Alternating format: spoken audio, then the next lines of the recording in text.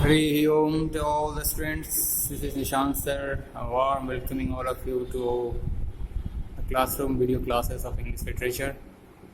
This time we will learn about your chapter 2 of English textbook, that is English First Flight. Refresher English First Flight. First flight के chapter 2 में हम लोग आएंगे. आज हम लोग जानेंगे dust of snow. Lesson name is dust of snow. आज का न्यूज़ आपने सुना होगा, बड़ा दुखद घटना है. सुनकर मुझे तो काफ़ी हैरियत तो हो ही रही है और आश्चर्य हैरियत से मैं भर गया हूँ आज का न्यूज़ सुन करके.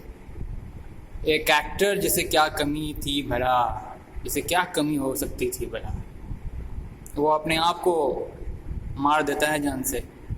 He suicided himself. This is really a unforgettable thing. तो कहते हैं ना, एक श्लोक है, आपके महात्मा महापुरुष लोगों ने एक श्लोक कह रखे हैं क्या, महापुरुषों की ये वाणी है. वो कह गए हैं कि ऐ डाल में मंजिल, तो मंजिल किधर दिखता है, दिल ही तेरी मंजिल है, तो दिल की ओर देख. यदि संसार के भौतिक, यदि वर्ल्डली मटेरियलिस्टिक थिंग में अगर सुख शांति होता, तो आज वो एक्ट्रेस जो पटना का रहने वाला है, पटना किधर का, यहीं का, शिवपुरी का रहने वाला, पटना शिवपुरी कहाँ है, ये राजीव नगर का रहने वाला वो एक्टर, क्या नाम है इसका, ये इन्होंने अपना सुसाइड कर लिया. मुंबई में रह के बांद्रा में अपने आप को फांसी बंद कमरे में लगा डाला. क्या कमी होगी इस चीज़ की, किस बात की कमी होगी? पढ़ा लिखा है, पैसे वाला होगा, सुख सुविधा के जीवन में होगी उसके पास, बांद्रा में माता पिता के पास कोई चीज़ की कमी नहीं. तो इससे ये साबित होता है कि अगर संसार के भौतिक वादिता में सुख शांति होता, तो कोई नौजवान अपने आप को क्यों मारता, कोई नौजवान अपने आप को ही क्यों मार देता है? अगर दुनिया में सुख शांति है ही, तो सुख शांति तो चाहिए आपको दुनिया में सुख शांति अगर मिल गई या फिर है ही, तो भला अपने आप को कोई क्यों मारेगा? इससे ये साबित होता है कि संसार तेरा घर नहीं है, संसार में वो सुख शांति तुमको दे नहीं सकता. उतना संसार के पास वो खजाना वो है ही नहीं.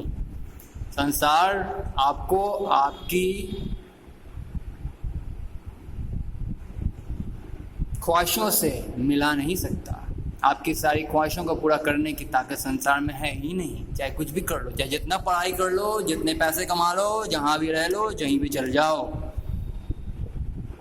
ठीक है. ये साबित होता है, ये लोग जो आत्महत्या करते हैं, ये हमें यही प्रमाण, यही शिक्षा देते हैं कि दुनिया में कुछ भी शाश्वत नहीं है, ना सुख है ना शांति है. चाहे आप जितना भी परिश्रम कर लीजिए, करके देख लीजिए, तो सुख कहाँ है? तो दिले तस्वीरें हैं यार, जबकि गर्दन झुका ली और मुलाकात कर ली. दिल में सुख है, अपने आप में सुख है, अपनी आत्मा में ही सुख है भाई, अपने ही आप में सुख है, अपने भीतर में सुख है. बस आपको गर्दन झुकाने के, अपने आप से मुलाकात करने के लिए थोड़ा सा मेडिटेट करने बढ़ के दे रही है. मेडिटेट करोगे तो आपके आत्मा का सुख, आपके आत्मा का विश्राम आपको मिलेगा. ये तो सीखा ही नहीं उस सुशांत कुमार, क्या नाम था पूरा, सुशांत सिंह राजपूत ने. ये सब आध्यात्मिक कला तो उसने सीखी ही नहीं. तो संसार का ख्वाहिश रखने से, संसार के सपने रखने से कि मुझे ये करना है, मुझे वो बनना है, तो क्या आपको सुख मिल जाएगा?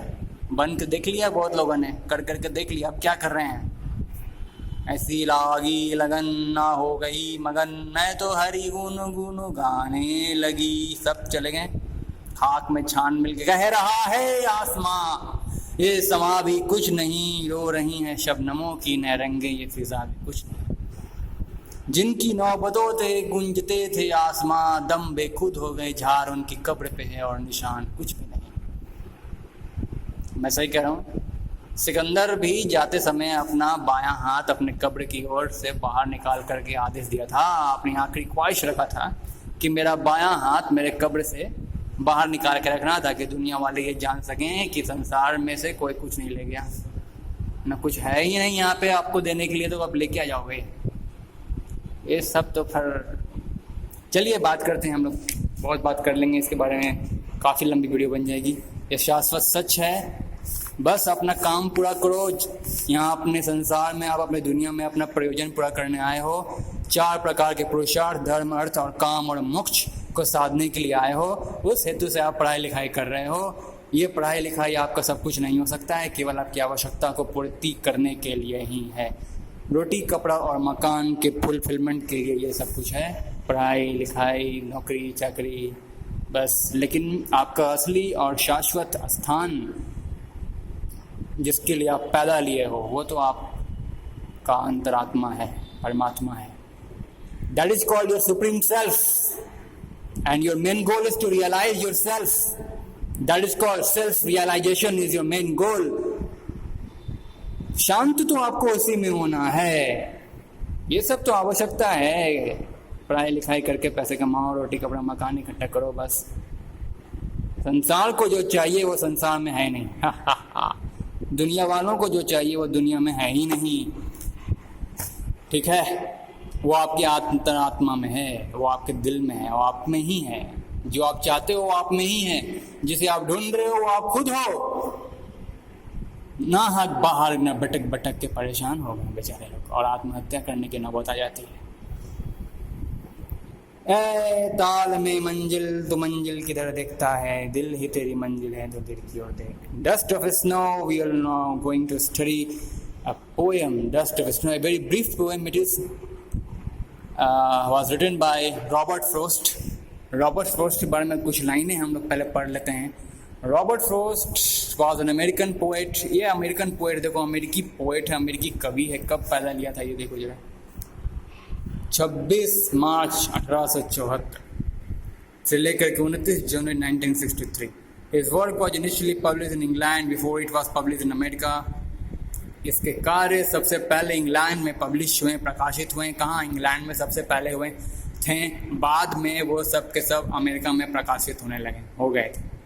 पहले इंग्लैंड में प्रकाशित हुआ था। इसका सारा काम, सारी लिखावटें, इसकी सारी जो भी स्क्रिप्ट थी वो सब इंग्लैंड में पहले प्रकाशित हुई थी और बाद में अमेरिका में।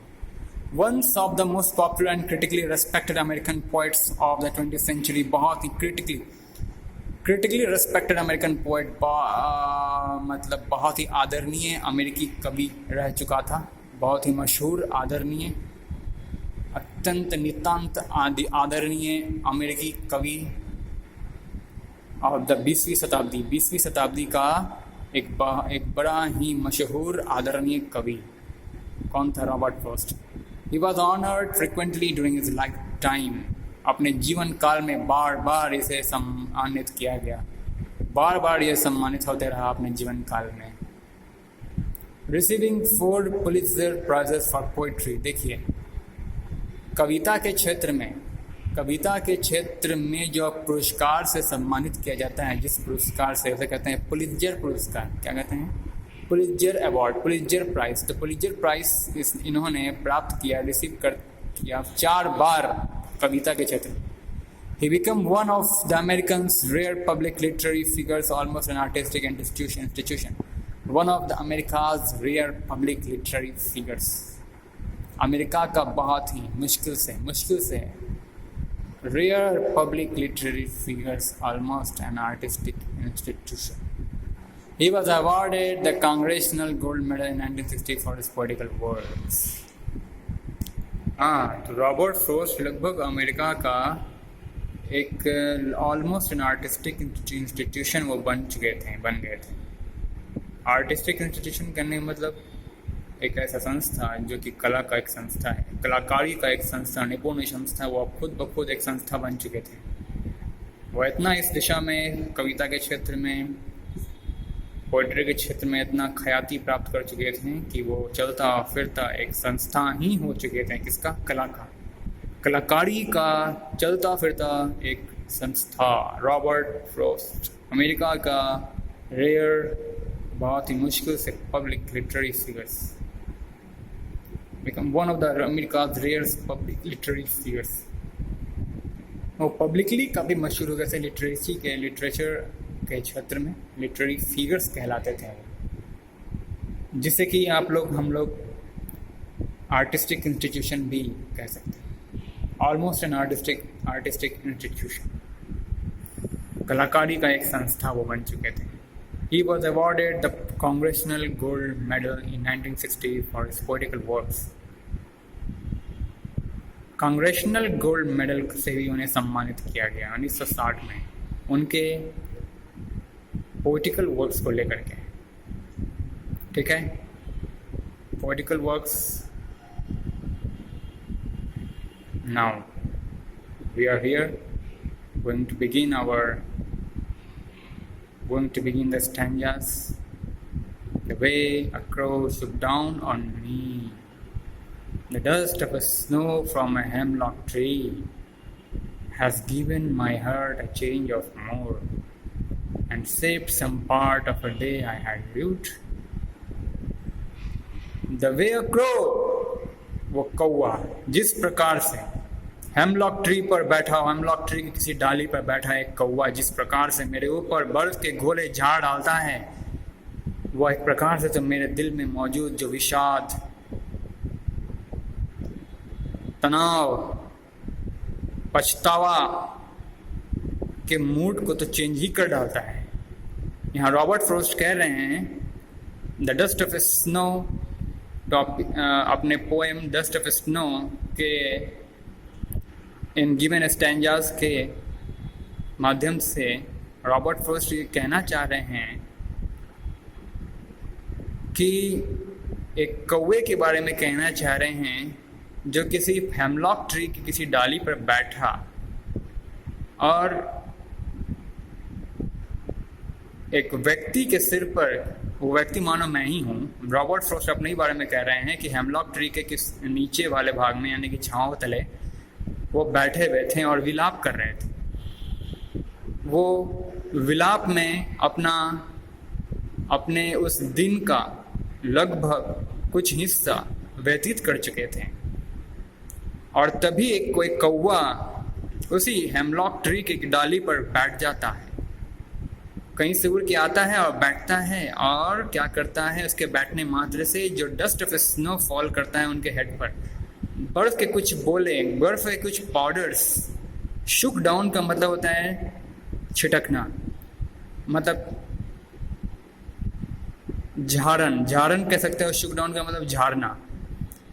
कौवे के बैठने से, डाली पर बैठने से जो हेमलॉक ट्री किसे कहते हैं पहले ये जानो. It is a poisonous plant with small flowers, छोटे छोटे फूलों से युक्त एक जहरीला पौधा जिसके ऊपर कुछ जिस फूल में